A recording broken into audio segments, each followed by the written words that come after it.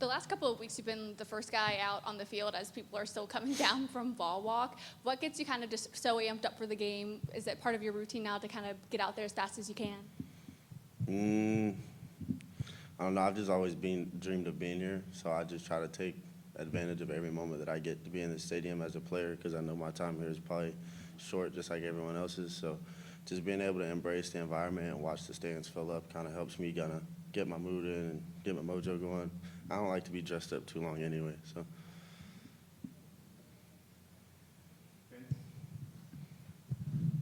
Jakobe, give us a breakdown of Will Brooks' interception, the return, and how all that played out, because he said people were telling him to stay on the outside on that return.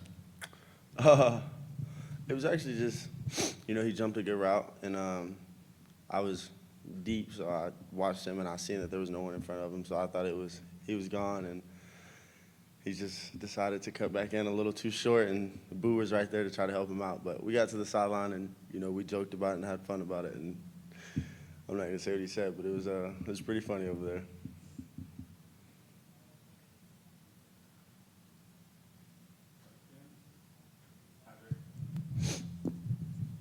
Jakobe, you were born in Starkville, right? When did you move to Tennessee? I think I was 10 or 11. Yeah, I did grow up a Mississippi State fan for a little while. Did you go to games there before you moved, or? Yeah, I did. I actually ended up going back a lot when Dak Prescott and Kylan Hill and guys like that were there. We would always make a trip home for homecoming at Mississippi State. But I was a Tennessee fan when I was 12. When I moved to Tennessee, it all flipped, so I didn't enjoy going back.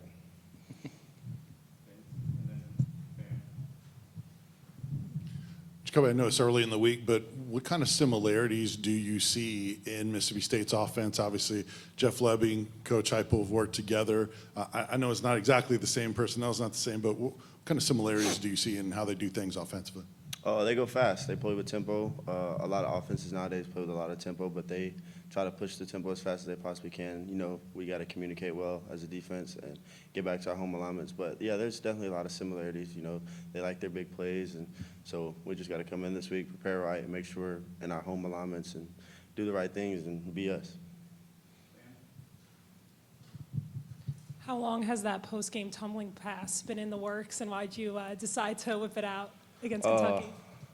Actually, I've been getting a lot of crap about not setting my tucks, so I'm going to have to redo that to show everyone that I can actually set a tuck. But it wasn't something that was planned out. It was more or less Dante telling me to do it, and I was just like, all right. And I was kind of cramping up, so I didn't know if I was going to make it or not, but luckily I turned it over. So.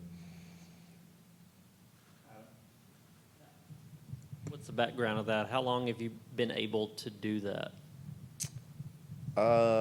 It started my senior year of high school. One of my best friends ended up teaching me how to do it. I fell on my neck a couple times, so I had to go through the hardships of it, but now it's something that I just like to do. It's just pretty fun, actually.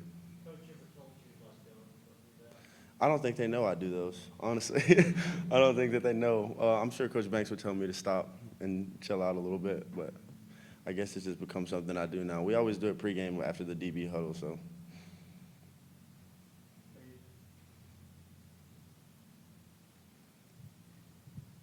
Your girlfriend's a cheerleader here, right?